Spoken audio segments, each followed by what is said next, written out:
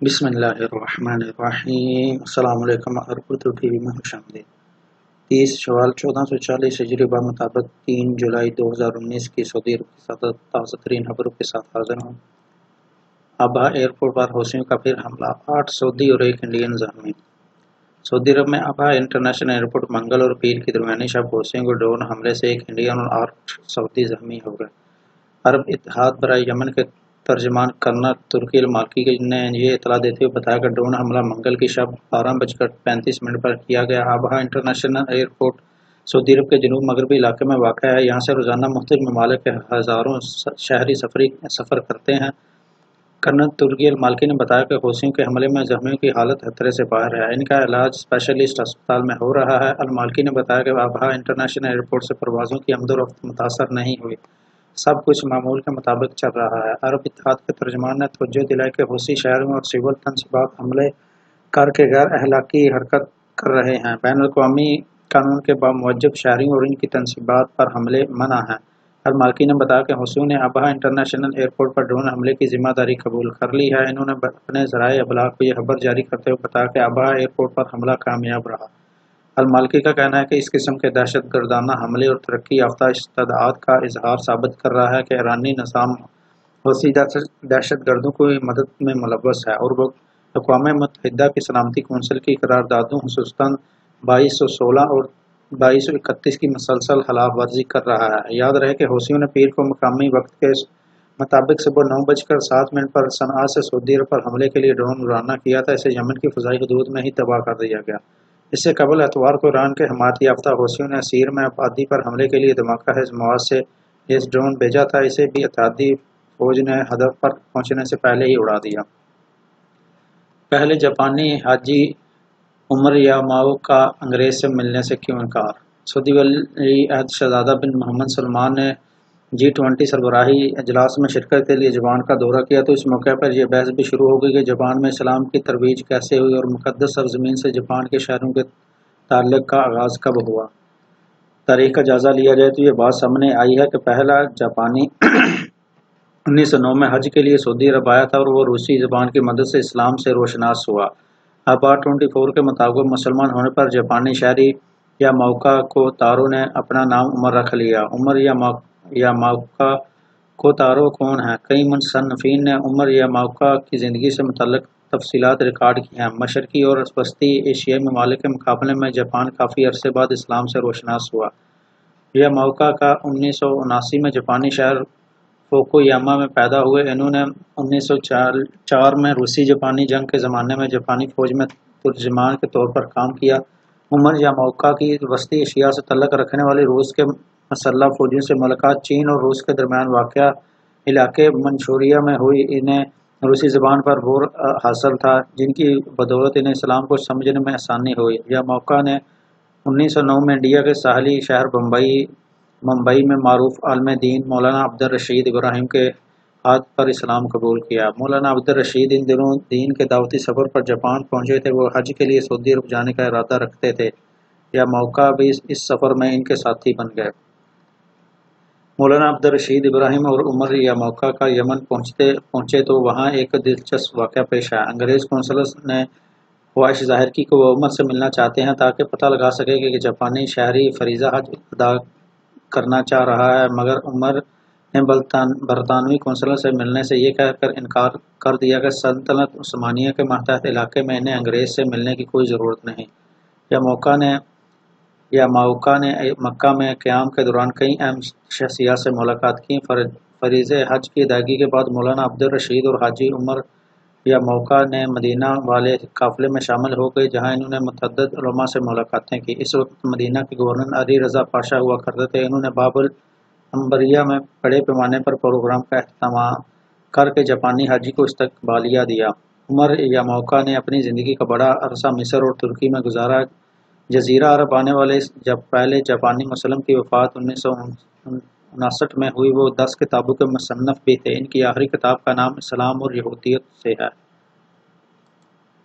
وزارت حج کی جانب سے داخلی عازمین کی رجسٹریشن۔ وزارت حج عمرہ کی جانب سے اس سال فریضہ حج ادا کرنے کے خواہشمند مقامی اور غیر ملکیوں کی رجسٹریشن کے دوسرے مرحلے کا آغاز جمعرات 4 جولائی سے کیا جا رہا ہے۔ سعودی ویب نیوز اخبار 24 کے مطابق داخلی عازمین حج کی الیکٹرانک رجسٹریشن کے لیے وزارت حج نے ویب سائٹ جاری کی ہے۔ اس ضمن میں 190 داخلی حج کمپنیوں کی فہرست اور فراہم کی جانے والی خدمات کا بھی اعلان کیا گیا ہے۔ وزارت حج کی جانب سے کہا گیا ہے کہ ان کمپنیوں کو 2,30,000 داخلی عازمین حج کا کوٹا دیا گیا ہے۔ وزارت حج عمرہ کی جانب سے مختلف پیکیجز منظور کیے ہیں، جن کے تحت کمپنیاں بنے زیر انتظام فریضہ حج ادا کرنے والوں کو مقررہ سہولتیں فراہم کرنے کی پابند ہیں۔ وزارت حج کی جانب سے الیکٹرانک رجسٹریشن کا عمل مرحلہ وار ہوتا ہے، جس میں درخواست گزار کو یہ سہولت فراہم کی جاتی ہے کہ وہ حج حاصل کردہ پیکیج تبدیل کر سکتا ہے۔ داخلی عازمین کی مشاعرہ مقدسہ روانگی حج مقامات روانگی کا مکمل 7 ذوالحجہ کی شب سے ہوتا ہے۔ داخلی عازمین کے لیے یہ بھی لازمی ہوتا ہے کہ وہ کم از کم 5 برس بعد حج کر رہے ہیں، جس کے لیے اقامہ نمبر سے یہ معلوم کیا جا سکتا ہے کہ انہیں اس سال حج کرنے کی اجازت ہے یا نہیں۔ حج کے لیے رجسٹریشن کے دوران اس امر کی بھی یقین دہانی کرائی جاتی ہے کہ درخواست گزار حج کرنے کا اہل ہے یا نہیں۔ اگر اہل نہیں ہے تو اس کی درخواست سسٹم خود رد کر دے گا۔ رجسٹریشن کے دوران ان کمپنیوں کی فہرست بھی فراہم کی گئی ہے جو وزارت حج کی جانب سے لائسنس یافتہ ہیں۔ وزارت حج کا کہنا ہے کہ تارکین یا مقامی افراد اس بات کا خیال رکھیں کہ وہ غیر لائسنس یافتہ کمپنی میں خود کو رجسٹر نہ کرائیں اور نہ ہی سب ایجنٹوں کے چکر میں پڑیں۔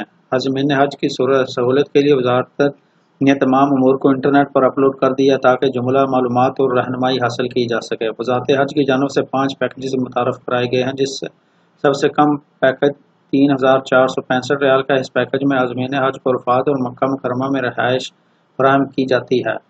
اس سے ذرا اعلیٰ درجے کا پیکیج اکنامک 1 ہے۔ اس کی لاگت 3,747 ریال سے لے کر 4,797 ریال ہے۔ سب سے مہنگا پیکیج کے نرخ 11,905 ریال ہیں، جس میں فرسٹ کلاس سہولتیں عازمین اعظم حج کو فراہم کی جاتی ہیں۔ اکنامی 4 پیکیج کا نرخ 5,708 سے لے کر 6,038 ریال تک، اس میں مکہ مکرمہ میں رہائش شامل ہے۔ اکنامی 3 پیکیج کے نرخ 6508 سے لے کر 7,108 ریال اور اکانومی 2 کے نرخ 7,310 سے لے کر 7,910 ریال، جبکہ اکانومی 1 پیکیج کے نرخ 7,561 سے لے کر 8,161 تک ہیں۔ ابہا ایئرپورٹ پر حملہ منصوبہ سازوں کا جلد احتساب ہوگا۔ سعودی کابینہ سعودی کابینہ نے انتباہ دیا ہے کہ ابہا انٹرنیشنل ایئرپورٹ پر حملہ دہشت گردانہ حملے کا منصوبہ بنانے اور نافذ کرنے والوں کا جلد احتساب ہوگا۔ یہ احتساب بین الاقوامی قوانین اور معاہدوں کے عین مطابق ہوگا۔ منگل کو جدہ کے قصر السلام میں خادم حرمین شریفین شاہ سلمان بن عبدالعزیز کی زیر صدارت اجلاس میں صورتحال کا جائزہ لیا گیا۔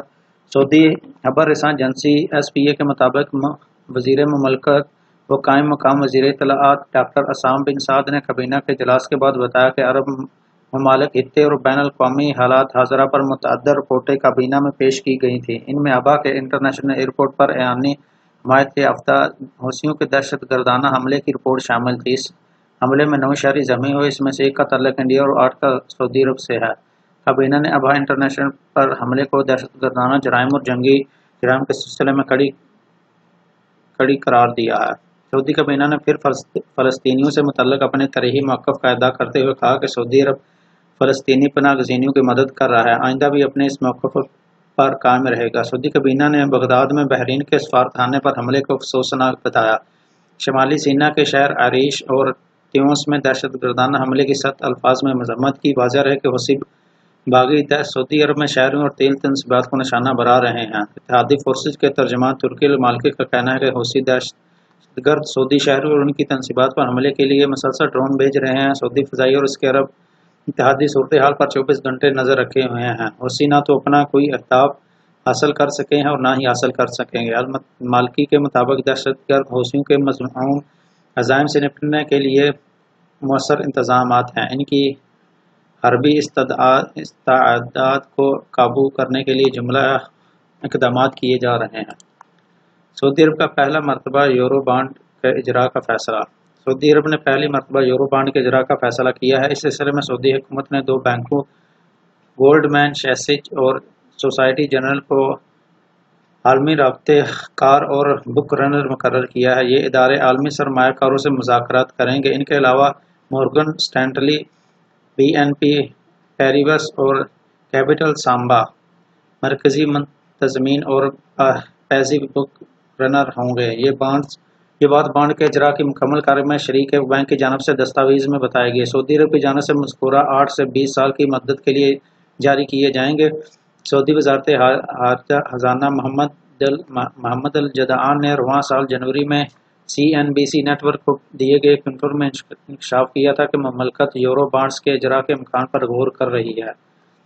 سعودی عرب نے رواں سال جنوری میں $7.5 ارب مالیت کے بانڈ جاری کیے تھے۔ سعودی عرب کی یونٹ ڈیبٹ کے سربراہ کے ایک بیان کے مطابق مملکت رواں سال کی تیسری سہ ماہی کے دوران $5 ارب کے صکوک جاری کرنے پر غور کر رہی ہے۔ سعودی عرب نیشنل سائبر سیکیورٹی اکیڈمی کے نئے تربیتی پروگرام کا آغاز۔ سعودی عرب میں نیشنل سائبر سیکیورٹی اکیڈمی نے اپنے تربیتی کورسز کا نیا پروگرام متعارف کرا دیا ہے۔ یہ پروگرام سائبر سیکیورٹی کے ترتیبی منصوبے سائبر پرو کے پہلے مرحلے کے ضمن میں ہے۔ متعلقہ شعبے کی ماہرین عالمی کمپنیوں کے تعاون سے منعقد کیے جانے والے اس پروگرام میں 260 افراد کو بنیادی اور اعلیٰ سطح کی تربیت فراہم کی جائے گی۔ بنیادی سطح پر تربیت کے 5 کورسز کا آغاز کیا گیا ہے، جن میں کمپیوٹر کی فیلڈ میں مختلف شعبوں میں کالج اور یونیورسٹیز کے 140 نئے فارغ التحصیل طلباء اور طالبات شامل ہیں۔ ان کورسز کا انعقاد مملکت کے 3 شہروں ریاض، جدہ اور دمام میں ہو رہا ہے۔ 4 ہفتوں کے دورانیے پر مشتمل کورسز میں سائبر سیکیورٹی کے حوالے سے بھرپور مطالعاتی اور عملی تربیت فراہم کی جائے گی۔ اعلیٰ سطح پر تربیت کے 4 کورسز کا آغاز کیا گیا ہے، جس میں سرکاری اداروں میں سائبر سیکیورٹی کے شعبے میں کام کرنے والے 120 ملازمین اور اہلکار شریک ہیں۔ کورسز میں سائبر حملوں اور خطرات سے نپٹنے کے لیے اعلیٰ سطح کی تربیت فراہم کی جائے گی۔ کورسز مکمل کرنے والے افراد پیشہ ورانہ سرٹیفکیٹ دیے جائیں گے، جو بین الاقوامی طور پر منظور شدہ ہوں گے۔ سائبر سیکیورٹی تربیتی منصوبے کے آغاز کے بعد سے اب تک مرحلے میں 528 مرد اور خواتین کو تربیت دی جا چکی ہے۔ ان میں 378 کا تعلق 99 حکومتی اداروں سے تھا، جبکہ بقیہ افراد سعودی عرب کی 21 جامعات اور کالج سے تعلق رکھنے والے 150 نئے فارغ التحصیل طلباء طالبات ہیں۔ مذکورہ سائبر سیکیورٹی منصوبے کا ہدف سال 2022 کے اختتام تک 20,000 مرد اور خواتین کو متعلقہ تربیت فراہم کرنا ہے۔ بحیرہ احمر کے ساحل پر واقع ایک قدرتی میوزیم۔ سعودی عرب کے شمال مغربی صوبے تبوک میں بحیرہ احمر کے ساحل پر واقع ضلع الوجہ اپنے اندر آثار قدیمہ سموئے ہوئے ہے۔ تاریخی ذرائع نے ان آثار کو ہزاروں سال پرانی تہذیبوں کے ساتھ وابستہ کیا ہے۔ یہاں موجود آثار اسلام سے قبل اور اس کے صدور کے زمانے کے انسانوں کے طرز زندگی کا پتہ دیتے ہیں۔ مسلم اور مشترک سیاحوں کی ایک بڑی تعداد نے یہاں کا دورہ کیا اور اپنی تحریر میں اس کا ذکر کیا ہے۔ اس میں انگریز سیاح چارلس ٹونی بھی شامل ہے، جس نے اپنی ایک کتاب میں بتایا کہ اس نے مذکورہ علاقے میں بڑے پیمانے پر آثار قدیمہ پائے۔ سعودی عرب سرکاری خبر رساں ایجنسی SPA کی رپورٹ کے مطابق ابو رقہ کا علاقہ، جو الوجہ ضلع سے مشرق کی سمت 160 کلومیٹر کی دوری پر واقع ہے، ایک قدرتی کھلے میوزیم کی حیثیت رکھتا ہے۔ یہاں تاریخی نقوش بکثرت پائے جاتے ہیں، جن میں سمودی، لہیانی، دیدانی اور سلامی نقوش شامل ہیں۔ سمودی نقوش دراصل قدیم جنوبی عرب رسم الخط میں تحریر کیے گئے ہیں۔ نقوش کو دیا گیا نام۔ یہ نقوش بعض حروف کی لکھائی میں مذکورہ روایتی رسم الخط سے مختلف ہیں۔ ان نقوش کو سمودی اس لیے کہا جاتا ہے کہ ان کی نسبت یمن کے صوبے حضرموت میں سمود کے شہر سے ہے، جہاں یہ نقوش پہلی مرتبہ دریافت ہوئے تھے۔ لہیانی نقوش ان رسم الخط میں سے ایک ہے، جو جزیرہ نما عرب کے شمال میں بالخصوص مملکت لہیان میں پھیلے ہوئے ہیں۔ جہاں تک دیدانی نقوش کا تعلق ہے تو یہ مملکت دادان سے منسوب ہے۔ اس کا دارالحکومت اس وقت سعودی عرب کے الاعلیٰ شہر کے نام سے جانا جاتا ہے۔ خبر رساں ایجنسی سے گفتگو کرتے ہوئے اس علاقے کی تاریخ کے ایک محقق علی بن سلمان البلوی نے واضح کیا کہ ابو رقہ میں دریافت ہونے والے نقوش میں کئی کا تعلق اسلام سے پہلے کی تاریخ سے ہے۔ یہاں تک موجود چٹانوں پر بنے نقوش اور تحریریں جزیرہ نما عرب میں عرب اور اسلامی تہذیب کے متعلق اہم ذرائع ہیں۔ البلوی کے مطابق ابو رقہ کے زیر انتظام علاقے الجزل میں پائے جانے والے نقوش اور خاکوں میں بیلوں، چیتوں، شیروں، سانپوں، گاؤں، اونٹوں اور گھوڑوں کے علاوہ ان مارکوں کی تصویر بھی شامل ہے جو اس علاقے میں واقع ہوئے۔ علاقے میں پتھر پر انسانی شکل و صورت کے نقوش بھی پائے جاتے ہیں۔ ان میں بعض نقوش میں خنجر، تلواروں اور تیر کمانوں کو بھی دکھایا گیا ہے۔ اس حوالے سے تبوک صوبے میں قومی ورثے کی دیکھ بھال کے ادارے کے سربراہ عبدالعلا الفارس کے مطابق ابو رقہ کے اور اس کے نواحی دیہات میں چٹانوں اور پتھروں پر بنے نقوش میں سمودی نقوش نبتی تحریر اور کوفی رسم الحتم سلام کے ابتدائی دور کی تحریر شامل ہیں۔ سعودی خبررساں ایجنسی ایس پی اے کے کیمرے کی آنکھ نے ابو راقہ کے اس قدیم میوزیم میں پائے جانے والے بعض اسلامی اور تحریر نقوش کو محفوظ کر لیا۔ یہ تصاویر قارئین کے لیے پیش کی جا رہی ہیں۔ سعودی ارامکو کے حصص 2020 سے 21 میں فروخت کے لیے پیش کی جائیں گی۔ سعودی عرب کے وزیر توانائی خالد الفالح نے بتایا کہ بڑی کمپنی ارامکو کے 2020 سے 21 میں حصص کی فروخت کے انتظامات کو حتمی شکل دے دی جا رہی ہے۔ اس کا پیٹرو کیمیکل فرم سعودی بیسک انڈسٹریز کارپوریشن سے انضمام کا عمل بھی جلد مکمل کیا جا رہا ہے۔ خالد الفالح نے منگل کے روز ویانا میں صحافیوں سے گفتگو کرتے ہوئے کہا کہ آئی پی او حصص کی عوامی پیشکش کا عمل مکمل طور پر کبھی معطل نہیں کیا گیا تھا۔ ہم ہمیشہ سے اس بات میں واضح رہے ہیں کہ آئی پی او 2020 سے 21 کے ٹائم فریم میں مکمل ہوگا۔ ہم نے اس موضوع پر کبھی بات چیت معطل نہیں کی ہے۔ انہوں نے ارامکو کو پیٹرو کیمیکل فرم سابق کے 70% حصص کی خریداری کا حوالہ دیا ہے۔ سعودی ارامکو نے 69 ارب 10 کروڑ ڈالرز میں سابق کے یہ حصص خریدے ہیں۔ ان کے علاوہ 12 ارب ڈالر کے بانڈ کی فروخت کا ہے، جس کی وجہ سے آئی پی او میں تغیر ہوئی ہے۔ انہوں نے کہا کہ اب یہ تمام معاملات طے پا چکے ہیں اور ہم نے آئی پی او کے لیے منصوبہ بندی شروع کر دی ہے۔ دریں اثنا بلومبرگ نے ایک رپورٹ میں بتایا ہے کہ سعودی ارامکو نے حال ہی میں سرمایہ کاری بینکوں کے گروپ کے حصص کی ابتدائی فروخت کے سلسلے میں ان کردار سے متعلق بات چیت کی ہے۔ ارامکو کو فروخت کے لیے پیش کی جانے والی ان حصص کی کل مالیت 100 ارب ڈالر تک ہوتی ہے۔ خبر ازیں ذرائع نے بتایا ہے کہ سعودی ارامکو نے پہلی مرتبہ اپنے 5% حصص کی اسٹاک مارکیٹ کے ذریعے فروخت کے لیے بعض عالمی بینکوں کے اعلیٰ انتظامی نمائندوں کو مملکت میں آنے کی دعوت دی ہے۔ ان کے مطابق سٹی بینک، ڈیوشے اور گولڈ مین سچز سمیت مختلف علاقوں کو آئندہ ہفتوں کے دوران حصص کی فروخت پر مشاورت کی غرض سے سعودی عرب کی آنے کی دعوت دی گئی ہے۔ یہ 3 بینک ارامکو کے حصص کی فروخت کے عمل میں عالمی رابطوں کا کار کے طور پر انتخاب کے بولی میں حصہ لیں گے۔